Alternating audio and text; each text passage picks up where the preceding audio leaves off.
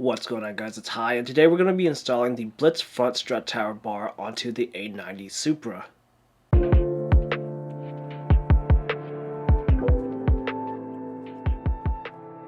When you receive this product, it will arrive disassembled. As you can see, this product comes with two side struts, and those are connected by the center brace.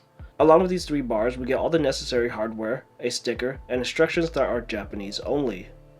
When it comes to actually installing the strut tower bar, you can either pre-assemble it and place the entire structure in the engine bay at once, or you can install it piece by piece. I would be doing the latter because I personally think that this is the easier approach. I'm going to start on the passenger side. First, grab the appropriate strut and align it with the two pre-drilled holes.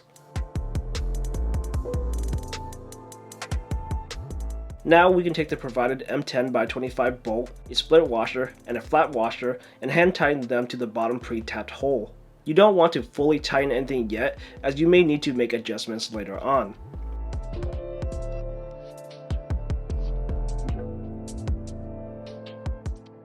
Next, grab the M8 by 50 bolt with a flat washer and just slip it into the top hole. This is just an empty cavity and it's not pre-tapped, so the bolt will fall through to the head. Me personally, I went and picked up some rubber washers to put under these two connecting points because it's metal on metal contact. Over time, as the parts rub against each other, the paint and powder coat could potentially wear out, leaving these spots unprotected and prone to rusting. Again, this step is not part of the instructions, it's strictly optional.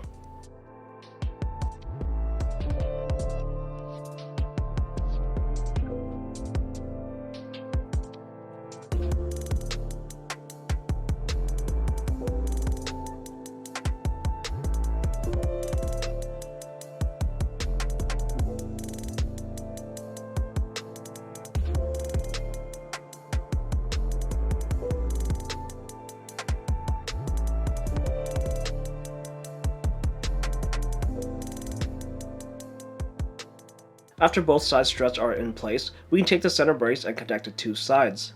My center brace came with the hardware pre-installed and shows how the various washers are to be placed. So just remove the hardware and transfer them to the side struts. This is where I actually ran into my only problem with this install.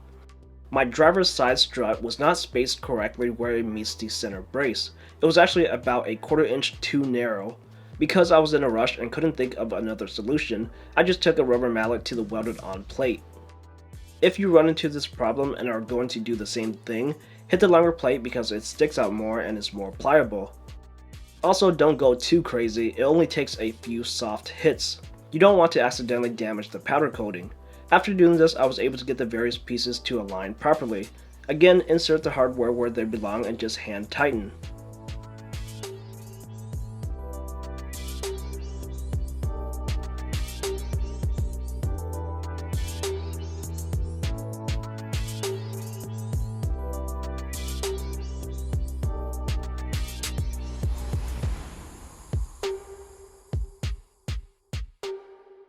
Now we move on to the fun part of the install. What we have to do is take the serrated nut and screw it into the M8 by 50 bolt that sits in the empty hole. I wish I could show you what this looks like, but I went at it blind.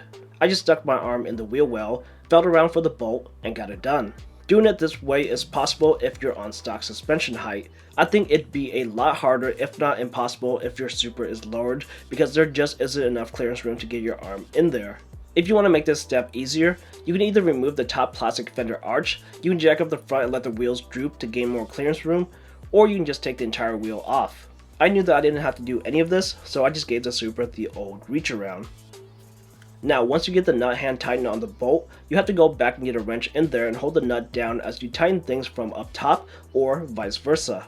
For this, I used a 3/8 inch wrench with a deep 12mm socket for the nut and a 6mm hex key for the bolt. Once you get the tools in place, I would suggest to just tighten this bolt down now so you don't have to keep going back and forth and dealing with this step. If you have long skinny arms, this process is going to be fairly easy.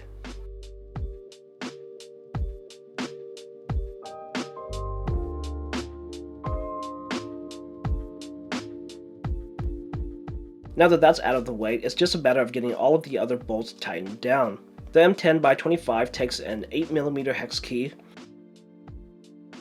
The M10 by 75 takes an 8mm hex key and 14mm wrench.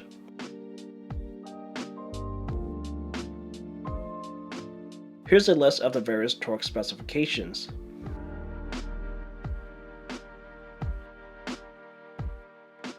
And there you have it, the Blitz front strut tower bar installed in the A90 Supra. This is a pretty easy install, and if your bars are properly sized from the factory, things should get along fairly straightforward. Now, before I end the video, I want to talk about a few things. First and foremost, if you've been searching the market for front struts for the A90 Supra, you've no doubt seen the Cusco front power brace. And with that, there's no doubt some very obvious similarities between that and the Blitz shown here. From pictures, the design of the two products seem identical. I personally went with the Blitz purely because of the color. I just cannot stand the Cusco blue and silver. I was actually going to buy and have it repowder coated until I discovered the Blitz, which was about the same price but in the exact color configuration that I wanted. Going with the Blitz just saved a lot of time and money. Speaking of color, when I was researching the Blitz, a lot of the images that I saw depicted the tower bar with what looked like an anthracite or dark grayish center brace. If you're wondering about this too, I can confirm that the center brace is black. Although it's matte, it just reflects light in a way that always makes it look lighter than it really is. But no doubt, it is black, not a shade of gray. Lastly, you probably noticed that I have an aftermarket intake on my Supra. This is the Engine Evolution 2300, and it fits with no problem with the Blitz tower bar. There's actually a lot of space between it and the side strut. I can't speak for any other aftermarket intake, but it seems like the Blitz front strut tower bar will fit with the stock intake and Engine Evolution 23 intake perfectly fine.